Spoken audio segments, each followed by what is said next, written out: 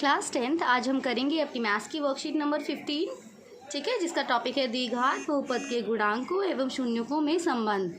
अभी पिछली वर्कशीट में हमने शून्यकों के बारे में पढ़ा था, ठीक है, और क्लास 9th में हम गुणांकों के बारे में पढ़ चुके हैं। आज थोड़ा सा हम रिवाइज करते हैं। देखिए, अगर हमारे पास कोई भी द्विघात बहुपद है, फॉर एग्जांपल जैसे कि हमें यहाँ पे द्विघात बहुपद ये दिया हुआ है, ठीक है, ये एक द्विघात बहुपद का एग्जांपल दिया गया है। इसकी अगर हम देखें ध्यान से, जो फॉर्म है, इसकी जो स्टैंडर्ड फॉर्म है वो किस रूप की है, देखिए ax² + bx + c, ठीक है, और जहाँ पर a not equal to 0, a जो है 0 के बराबर नहीं होना चाहिए, क्योंकि अगर यहाँ पर a का मान 0 हो गया तो x² वाला पद पूरा ही समाप्त हो जाएगा। और द्विघात बहुपद के लिए क्या ज़रूरी है कि x² वाला पद ज़रूर होना चाहिए। द्विघात बहुपद की हमने परिभाषा पिछली वर्कशीट में पढ़ी थी कि द्विघात बहुपद किसे कहते हैं, जिसमें जो बहुपद की घात है वो हो 2, ठीक है, यानी चर की अधिकतम घात 2 होनी चाहिए। तो अब देखिए यहाँ पर अगर हम a का मान 0 कर देंगे तो x² वाला पद ही खत्म हो जाएगा, तो यानी फिर ये द्विघात बहुपद नहीं बन पाएगा।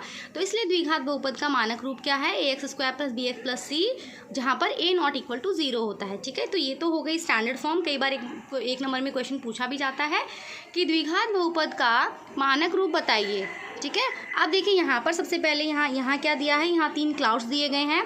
यहाँ पर हमें गुणांकों की बात की गई है, इसमें शून्य ज्ञात करना सिखाया है, और यहाँ पर किसी द्विघात बहुपद के गुणनखंड कैसे ज्ञात करते हैं उसके बारे में सिखाया गया है। तो एक एक करके हम इसे पढ़ते हैं। देखिए यहाँ पर जैसे द्विघात बहुपद है तो यहाँ पर जो गुणांक है x² का गुणांक क्या है 3, ठीक है, x² के साथ जो गुणा में लगा हुआ है। तो देखिए यहाँ पर x² का गुणांक क्या है 3, ठीक है, इसको हम a कहते हैं, और x का गुणांक क्या है 11, क्योंकि x के साथ क्या लगा हुआ है 11। तो x का गुणांक कितना है 11, जिसको हम b से डिनोट करते हैं। क्लियर। अब देखिए यहाँ पर अचर पद क्या है, अचर पद है 10। अचर पद यानी अचर पद का मतलब है यानी कांस्टेंट, जिसके साथ x² कुछ भी ना लगा हो, ठीक है। अचर पद है यहाँ पर 10 और ये है कांस्टेंट, इसको हम c से डिनोट करते हैं। तो अगर हम गुणांकों की बात करें तो a b c के जो मान है वो इस तरह से हम लिख सकते हैं। इसका आगे क्या यूज़ होगा वो मैं आगे आपको समझाऊंगी, ठीक है। तो हमने गुणांक कैसे ज्ञात करते हैं वो सीख लिया। अब देखिए शून्य कैसे ज्ञात करते हैं, शून्य के बारे में हमने पिछली वर्कशीट में भी पढ़ा था। तो अब यहाँ पे हम क्या करेंगे, शून्य कैसे निकालेंगे। शून्य ज्ञात करने के लिए हमें पहले गुणनखंड का पता होना चाहिए। शून्य का अगर हम द्विघात बहुपद के निकालना चाहते हैं, सबसे पहली बात तो ये कि किसी भी द्विघात बहुपद के जो शून्य होते हैं वो होते हैं 2, ठीक है। अगर द्विघात बहुपद है तो शून्य कितने होंगे 2। तो सबसे पहले हम गुणनखंड निकाल लेते हैं। देखिए गुणनखंड कैसे निकालेंगे, इसको हमने द्विघात बहुपद को यहाँ पे लिख लिया, ठीक है। मध्य पद को तोड़ करके हम यहाँ पर गुणनखंड ज्ञात करेंगे। देखिए यहाँ पर हम क्या करते हैं कि सबसे पहले ये जो फर्स्ट और जो लास्ट वाला टर्म है इसको गुणा करके लिख लेते हैं साइड में। 3 × 10 यानी कि ये हमारा आएगा 30x², ठीक है।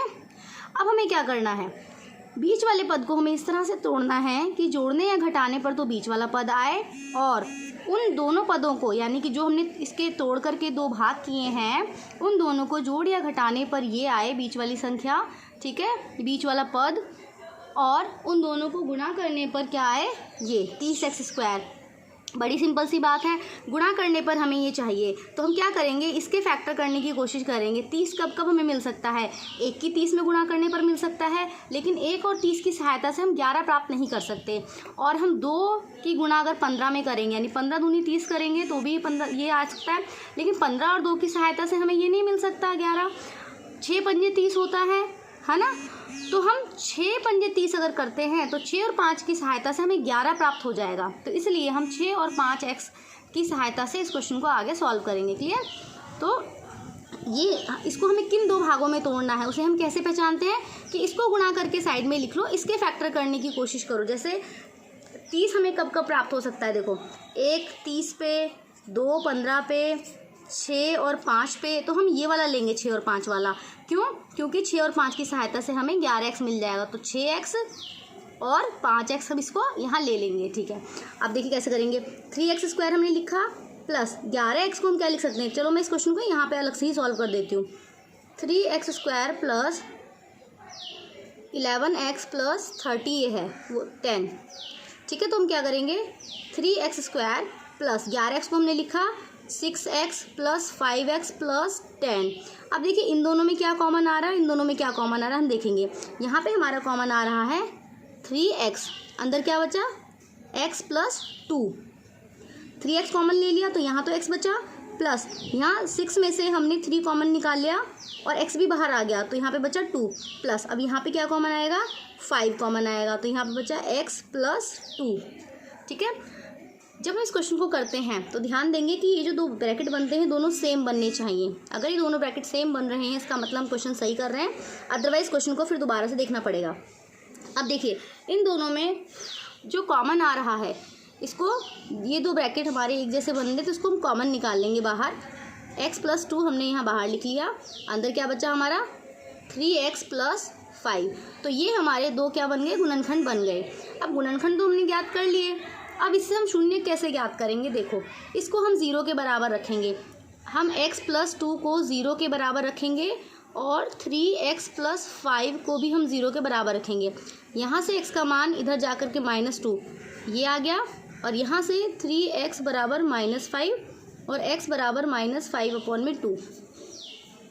ये हमारे दो क्या आ गए शून्यक, x बराबर -2 और x बराबर -5/2। ये हमारे दो क्या हैं, शून्यक हैं। क्लियर, इसको हम अल्फ़ा और बीटा से भी डिनोट कर सकते हैं, इन दोनों को हम क्या कहेंगे, शून्यक।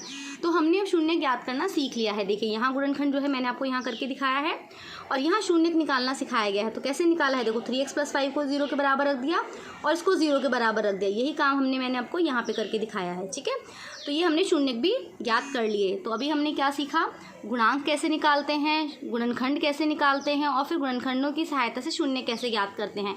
ये तीनों टॉपिक हमने अच्छे से पढ़ लिए हैं। आई होप आपको अच्छे से समझ आ गए होंगे।